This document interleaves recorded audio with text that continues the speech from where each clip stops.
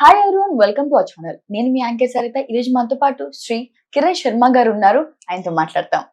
నమస్తే సార్. నమస్తే తల్లి. కవిత గారికి బెయిల్ అనేది మనం కొద్ది వారాలుగా చూస్తున్నాం. అది వాయిదా పడుతుంది, మధ్యంతర బెయిల్ అది ఇదని డిస్కషన్ జరుగుతున్నాయి. ఆవిడ జాతకం ప్రకారం బెయిల్ వస్తుందా? నాకు తెలిసినంత వరకు ఆవిడ పేపర్ గా 24వ తేదీన నాకు బెయిల్ వచ్చే అవకాశం ఉంటుంది. సో ఏప్రిల్ 24వ తేదీ కొంత బెయిల్ రావడానికి అవకాశాలు అయితే కనపడుతున్నాయి. ఒకవేళ ఆ రోజు రాకపోతే 24 నుంచి 26 వరకు ఆ 3 రోజులు ఆవిడ పేరు ప్రకారంగా, కవిత అనే పేరు ప్రకారంగా 24, 25, 26 రోజులు చాలా బాగుంది. అంటే తను ఊపిరి మెసులుకునే అవకాశం, అంటే సుప్రీంకోర్టు కానీ ఇతరత్ర వాళ్ళు కానీ అమ్మాయికి అంటే కొన్ని కండిషన్స్ ద్వారా బెయిల్ వచ్చే అవకాశం ఉంటుంది. 24, 25, 26 ఏప్రిల్లో ఎలక్షన్ టైంలో మళ్ళీ సింహంలాగా తనే తిరిగి వచ్చేసి మళ్ళీ తన ప్రతాపాన్ని రాజకీయ వేడిని తగిలించే అవకాశం ఉంటుంది. అది వేరే విషయం పక్క పెడితే తనకు ఆ 3 రోజులు రావాలి. రాకపోతే మాత్రం మే 14 వరకు ఆవిడకి బెయిల్ వచ్చే అవకాశం కష్టం. రైట్. చంద్రబాబు గారు సీఎం అయ్యే యోగం కనిపిస్తుందా? ఒకటి, చంద్రబాబు నాయుడు సీఎం అవుతారా అనే విషయంలో చూసుకున్నప్పుడు కూటమి చూసుకోవాలి. సో కూటమి అంటే ఇప్పుడు కంపల్సరీగా పవన్ కళ్యాణ్ గారు, అలాగే మనకి పురంధరేశ్వరి గారు, అలాగే చంద్రబాబు నాయుడు గారు. ఇక్కడ చంద్రబాబు నాయుడు గారిది పేరు ప్రకారం చూసుకుంటే అటు మిథున రాశి అవుతుంది, మీన రాశి అవుతుంది. 2 రాశులు అవుతున్నాయి ఈ పేరును బట్టి. సో అలాంటప్పుడు మీన రాశికి శుభకరంగానే ఉంది, మిథున రాశికి కూడా శుభకరంగానే ఉంది.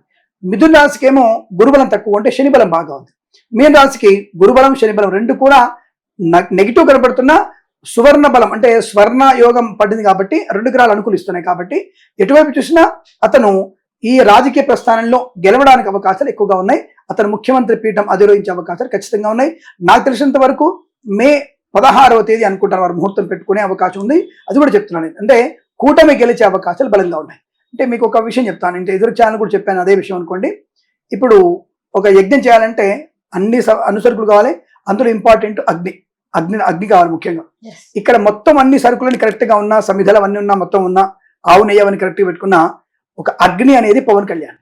ఆ నిప్పు రవ్వ ప్రజ్వలనే ఆ యజ్ఞం అనేది బాగా అవుతుంది. ఇప్పుడు జరగబోయేటువంటి ఆంధ్రప్రదేశ్ ఎన్నికల్లో అంటే శాసనసభ ఎన్నికల్లో ఈ యజ్ఞం అంటే ఒక రాజకీయ యజ్ఞం పూర్తి అవ్వడానికి, సత్ఫలితం అవ్వడానికి పవన్ కళ్యాణ్ నిప్పు రవ్వని మనం వెలిగిస్తే అక్కడ చంద్రబాబు నాయుడు అనేటువంటి పురంధేసినటువంటి వ్యక్తుల యొక్క యజ్ఞం బాగా డెవలప్ అయిన విషయం సుస్పష్టంగా, అంటే ఒక నా భాషలో అంటే ఒక పురోహితుడి భాషలో చెప్పాను కాబట్టి ఆ యజ్ఞం సుసంపన్నం అయ్యే అవకాశం ఉంటుంది. మళ్ళీ చెప్తున్నాను, నేను జగన్కి నేనేమి భయపడి అమ్మో మీ అందరు భయపడి చెప్పట్లేదు, జగన్కి వ్యతిరేకని కాదు. సో వారి జాతక ప్రకారం ఉన్నటువంటి ఫలితాలే ఉన్నది కాబట్టి మకర రాశి అవ్వడం వల్ల మకర రాశి వారికి చాలా ప్రమాదకర హేతు ఉంటుంది. మరి ఎవరైనా ఈ ఛానల్ ఇప్పుడు ఒకటే అందరి ఛానల్స్ వాళ్ళు చెప్తున్నారో లేదా ఇంకా చెప్తున్నారో తెలియదు, మేము కూడా పొలిటికల్ ఎనాలిసిస్ మీరు ఎలా చేస్తున్నారో నేను నా వ్యక్తిగతంగా కూడా ఒక రకంగా చెప్పాలంటే పూజారి పొలిటికల్ అనాలిసిస్ అంటాం దాన్ని, అయితే అస్ట్రాలజర్ పొలిటికల్ అనాలిసిస్ అంటాం. అంటే నేను పెట్టుకున్న పేరు అస్ట్రాలజికల్ పొలిటికల్ అనాలిసిస్ నేను పెట్టుకున్నాను. పూజారి పొలిటికల్ అనాలిసిస్ మేము PPA మాది కూడా. ఎందుకు అదే సార్ కొత్తగా వింటున్న పేరు అంటే నాకున్నటువంటి పూజారి సంఘం, నాకు పూజారులు ఉంటారు కదా, నాతో చదువుకున్న వాళ్ళు, నాకు మిత్రులు, వాళ్ళు అడుగుతున్నాను, వాళ్ళకి పెళ్లి చేస్తుంటారు. సపోజ్ మీ ఇంట్లో ఏదైనా పెళ్ళి అయింది, వచ్చేప్పుడు అలాగే ఏదో మాట్లాడుతూ పెద్ద వాళ్ళు వస్తారు మీ ఇంటికి, చాలా పెద్దవాళ్ళు వస్తారు. చిన్నవాళ్ళని అడిగినప్పుడు వెనకం చెప్పవచ్చు, పెద్దవాళ్ళని అడుగుతాం మాలాంటి వెళ్ళినప్పుడు ఏం సార్ ఎలా ఉంది సార్, ఓటు ఎలా ఇస్తారు, ఏమంటే ఏముంది స్వామి పలానికి ఇద్దాం అనుకుంటాను మాతో స్పష్టంగా చెప్తారు. ఎందుకంటే ఒక పురోహితుడితో చెప్పగలిగేటువంటి అవకాశం ఉంటుంది. కాబట్టి ఆ లెక్క ప్రకారం కూడా మేము ఎనాలిసిస్ చేస్తున్నాము. సో మాకు పూజారి పొలిటికల్ అనాలిసిస్, అలాగే ఆస్ట్రాలజికల్ అనాలిసిస్ అంటే నాకు ఆస్ట్రాలజీ నా వ్యక్తులు కూడా ఉన్నారు అక్కడ, వాళ్ళని పట్టుకొని మేము కూడా ఒక ఎనాలిసిస్ పొలిటికల్ అనాలిసిస్ చేస్తున్నాం. దాంట్లో 10 మంది మేము చూసేది, మీరు 1000 మంది చూస్తారేమో, మేము కనీసం 150 మందిని చూస్తాం. 150 మందిలో మాకు 100 మంది ఏ పార్టీ ఓడితున్నారో దాన్ని బట్టి మేము స్పష్టంగా చెప్పడానికి ప్రయత్నం చేస్తున్నాం. ఎందుకు, మేము కూడా ఇతర డిబేట్లలో కూర్చొని కేవలం జాతకాలు ఇవే అంటే మాత్రం ప్రతి ఒక్కరు వినేటువంటి అవకాశం కష్టం. కాబట్టి మా ఎనాలిసిస్ ప్రకారం మాకు కూడా ఉంది, ఎలా చేస్తారో కూడా మీరు చెప్పేశాను, ఎలా చేస్తున్నారు ఎనాలిసిస్ అనేది కూడా చెప్పేశాను. కాబట్టి తప్పకుండా కూటమికి విజయం దక్కేటువంటి అవకాశాలు చాలా స్పష్టంగా ఉన్నాయి. వారి పేరుని బట్టి పురంధరేశ్వరి హస్తా నక్షత్రం, పవన్ కళ్యాణ్ ఉత్తరా నక్షత్రం, అలాగే చంద్రబాబు నాయుడు మిథునం అనుకోండి, మీనరాశి అనుకోండి, ఆరుద్ర నక్షత్రం అనుకోండి, ఇతర ముగ్గురికి సానుకూలమైన శుభయోగాలు కనబడుతున్నాయి. జగన్కి మాత్రం కొద్దిగా ఏప్రిల్ 30వ తేదీ నుంచే నెగిటివ్ ఫలితాలు కనబడుతున్నాయి. అలా అని చెప్పేసి వీళ్ళైనా బంపర్ మెజార్టీస్ అని చెప్పడానికి లేదు. ప్రతి చోట కూడా 3 నుంచి 10,000 ఓట్ల మెజార్టీతోనే కూటమి గెలవడానికి అవకాశాలు ఎక్కువగా ఉంటాయి. రెండవది కొన్ని ప్రాంతాల్లో అంటే బొటాపట్టి పోటీగా అంటే 52% కూటమికి విజయానికి అవకాశాలు ఉన్నాయి. 49.3% వచ్చేసి జగన్ గారికి గెలిచే అవకాశం ఉన్నాయి. 1.5, 1.8 దగ్గరే అది టఫ్ గా ఫైట్ కనబడుతుంది. బట్ మేము మాత్రం నేను నా వ్యక్తిగతంగా ఈ వీళ్ళ పేర్లను బట్టి చూసినప్పుడు ఖచ్చితంగా కూటమికి విజయం సాధించే అవకాశం. మే 16వ తేదీ నాకు ఖచ్చితంగా వారు సింహాసనం అధిష్ఠించే అవకాశాలు కనబడుతున్నాయి. చంద్రబాబు నాయుడుగానే ముఖ్యమంత్రిగా ఉండే అవకాశం, జనసేన పార్టీలో నుంచి తప్పకుండా చాలా మందికి కేబినెట్ వచ్చే అవకాశం బలం కనబడుతోంది. మన దేశానికి కాబోయే యువరాజు ఎవరు? పిఎం మోడీ గారా, రాహుల్ గాంధీ? ఇది చాలా సంచలనమైన క్వశ్చన్. అదే సంచలనం అవసరం లేదు. సభలో మోదీ కా పరివార్ అని చెప్పేసి నినాదం బయటికి వచ్చేసింది కదా. అందరు ఇప్పుడు అనుకుంటే ఇప్పుడు చెప్పగా అంటారు, ఓ మీరు కూడా మోడీకే సపోర్ట్ చేస్తారా? ఎస్, సనాతన ధర్మంలో ఉన్నటువంటి ప్రతి వ్యక్తి కూడా మోడీకే సపోర్ట్ చేస్తారు. నేనున్న వృత్తి అది. నేనున్న వృత్తి సనాతన ధర్మం.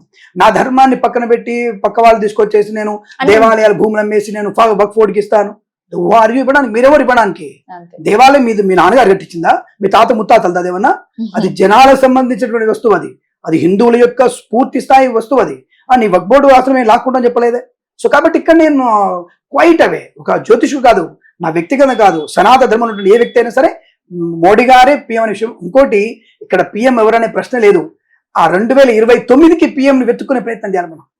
2029కి మోడీ గారిని కానీ బీజేపీని ఢీకొట్టే వ్యక్తులు ఉంటారని చూసుకోవాలి తప్ప ఇప్పుడు మోడీ గారా లేకపోతే ఇంకొకరు అనే విషయం లేదు. ఇక్కడ ఓన్లీ మోడీ. అంటే గురుగారు మోడీ గారి జాతకం ప్రకారం అంటున్నారా, లేకపోతే ఆయన రాజకీయ జీవితం ప్రకారం అంటున్నారా? మేము ఒకటి విషయం, ఇప్పుడు నాకు చెప్పింది సనాతన ధర్మం వైపు నుండి చెప్పాను. ఇప్పుడు మీ జాతకం ప్రశ్న, నరేంద్ర మోడీ, దామోదర్ నరేంద్ర మోడీ, దామోదర్ అనేది నాన్నగారి పేరు, వాళ్ళ నాన్నగారి పేరు దామోదర్ నరేంద్ర మోడీ అని పేరు. నరేంద్ర మోడీ గారు వృశ్చిక రాశి. వృశ్చిక రాశి ఉన్నటువంటి 12 రాష్ట్రాల్లో అత్యంత బలంగా ఉన్నటువంటి రాశులు 2. ఒకటి కుంభరాశి, రెండోది వృశ్చిక రాశి.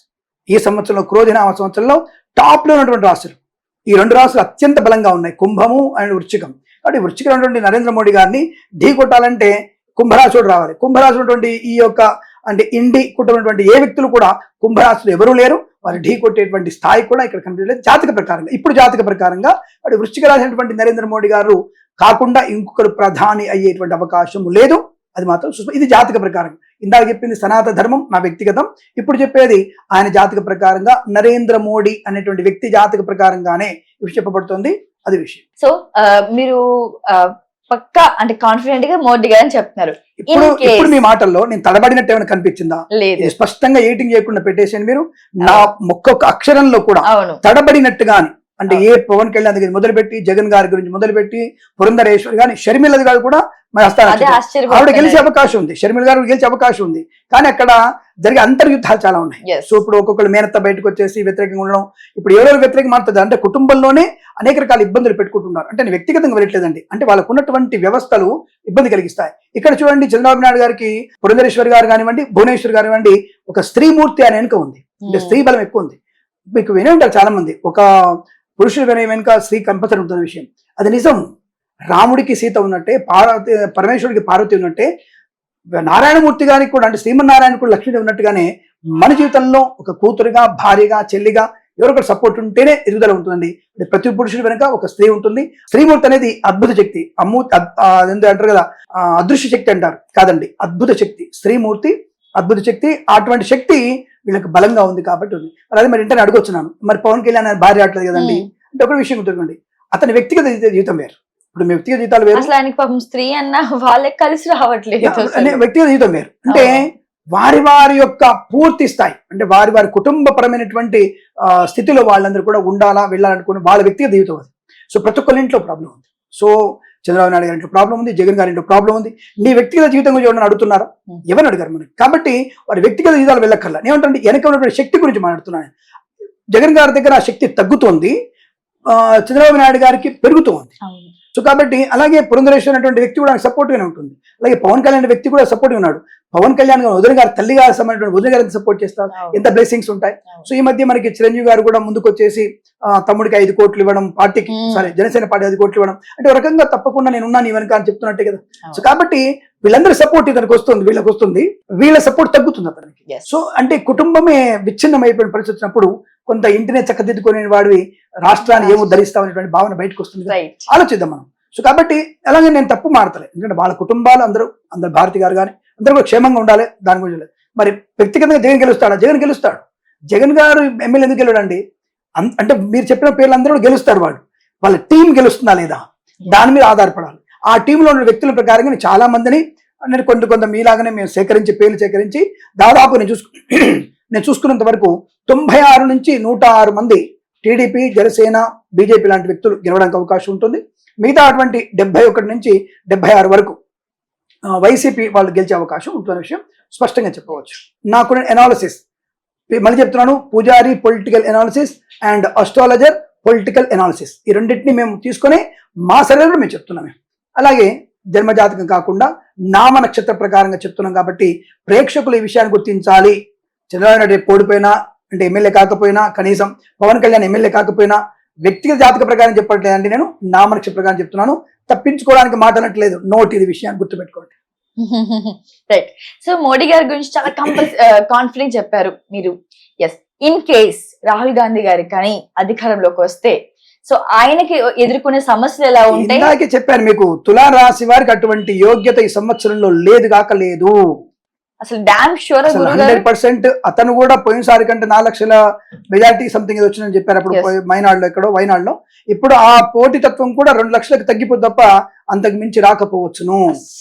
అసలు ఊహించడానికి అవకాశం లేదు, అసలు ఇంపాసిబుల్.